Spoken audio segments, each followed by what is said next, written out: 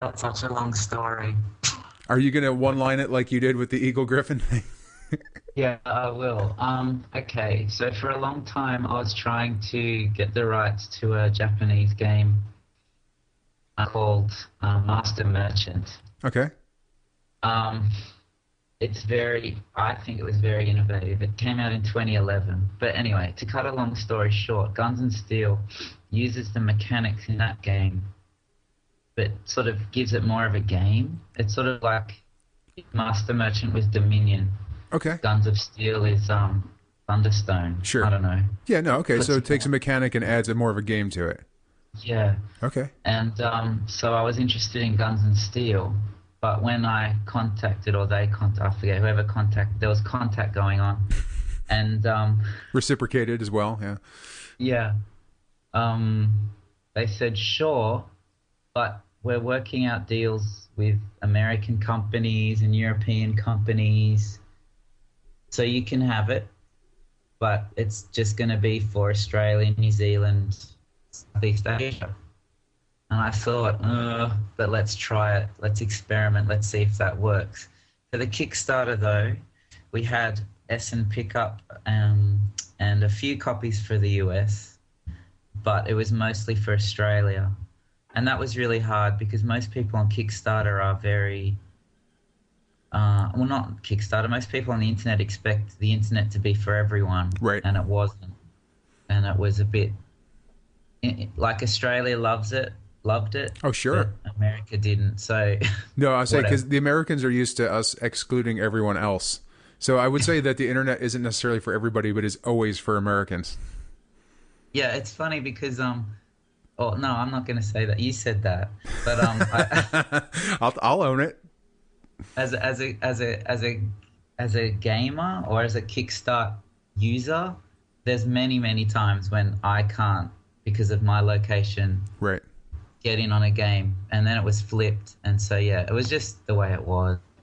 Um, but it's a great game. And I can't announce it because it's not my place, but a big American company is going to carry it very Okay. soon. So anybody that's looking to get it and wasn't able to get in on the Kickstarter will be able to get it. Yes, Cool. and it's a big company. It'll be out there.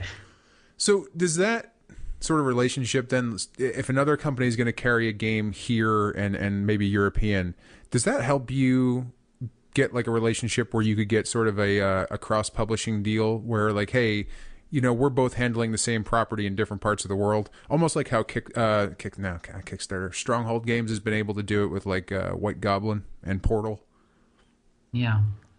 Um, my goal, to speak candidly for a moment, is to have partners all over the place because as a small company to be able to facilitate, like to be able to have a game that a French person can read the rules, and an English and a German and a Japanese, and know that the game will be readily available in all those markets is just a huge undertaking. It must be. So yeah, so the idea is that you find, well, for many companies, not all, is that you find partners in different markets that will help you out and do it with you.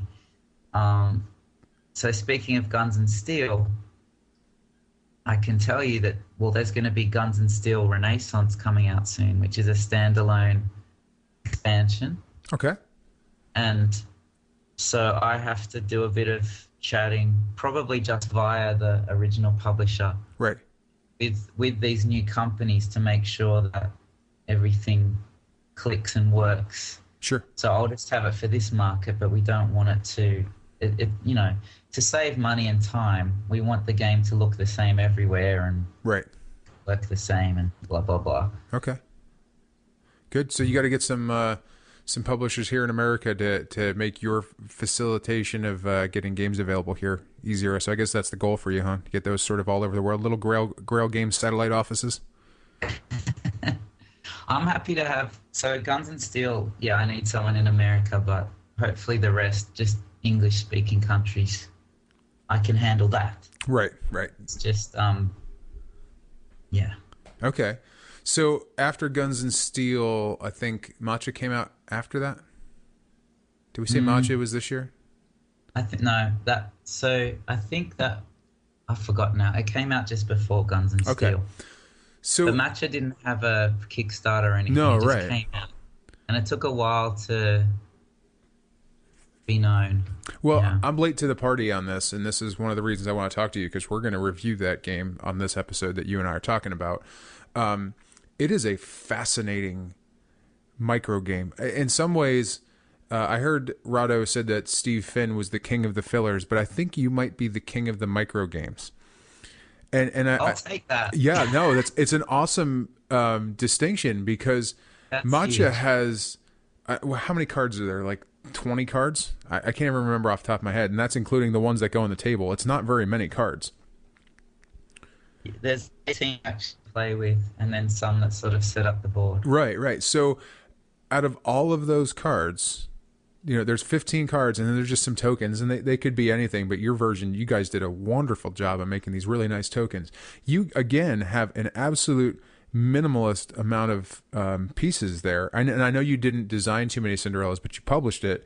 That's another game that has 20 cards and a couple of tokens. And that's it. 11s is a game that you have a handful of cards. Each person has a really small number of cards. So you're doing a lot with very little in terms of components. Is that like a design challenge for you? Do you try to do that? Because it seems like it's becoming a bit of a theme for you. It's exciting. I'm not going to toot my own horn and say that the games are any good. I'll do it for you. Matcha's great. Well, thank you. But for me, it's about if I want to sit down and make something, it's got to be fun to make. I'm more interested when you're in the making. I'm more interested in the making than the end. So I've got to enjoy the making. What am I talking about? I've got to enjoy the making of the thing. And for me to say, nah, you can't have that many cards. Nah, you can't have a board, or nah, you can't have whatever. It's exhilarating to try and make something work with boundaries. Are you doing that intentionally? Like trying to limit your components? Do you go into a game saying like, right, I don't want a board here. And how can I do this? How can I convey this idea without a board? Like, are you trying to do that, or is this just a thing that's happening to you? It's a thing that's happening to me, but I think that You're like a butterfly coming out of a chrysalis. yeah. But what was I going to say? With Matcha, it was really actually the hardest. It was really hard work because what happened was I knew what I wanted the feeling to be. When you play the game, I knew how I wanted the players to feel. So I had to get to that feeling. This sounds so airy-fairy. So I had to get to that feeling, and to get to that feeling, it just came this way. What did you want the feeling to be?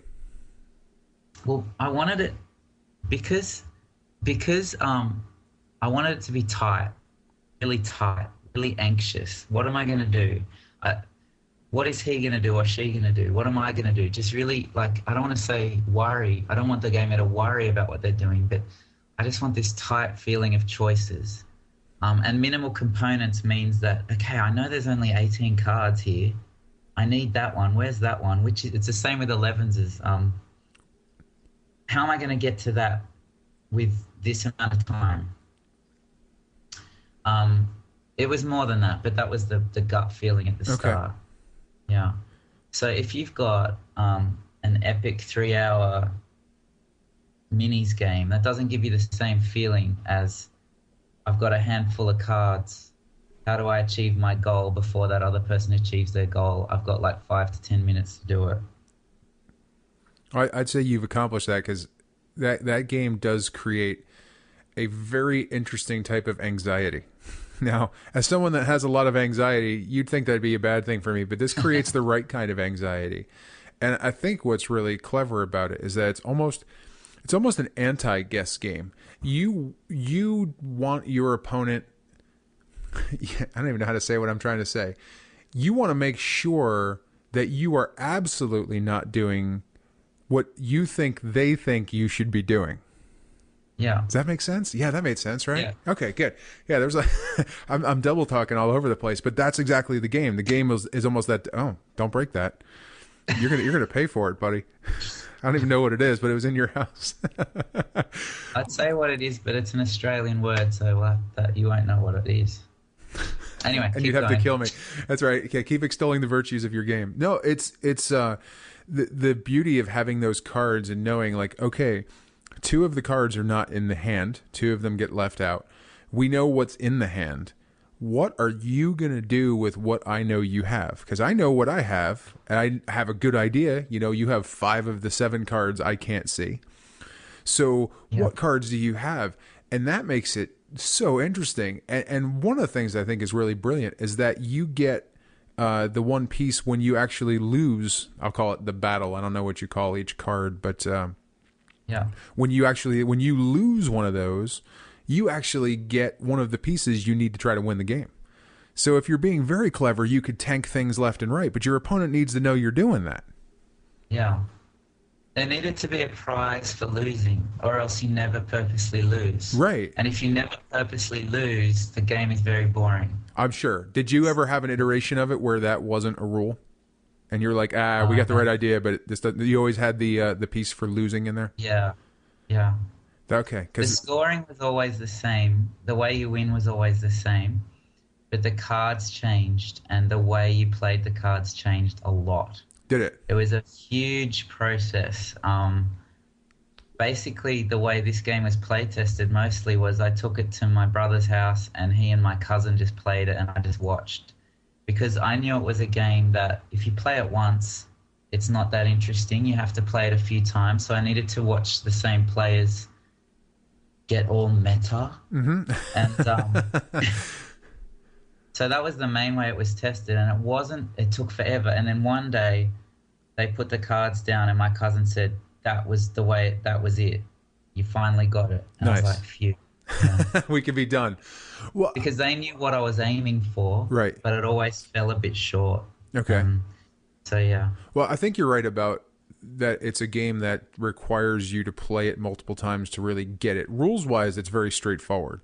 But at first, if you're just trying to play your cards and you're not paying attention to what the other person is doing, it'll be very dry. And we played a couple games and we're like, okay, what am I not getting?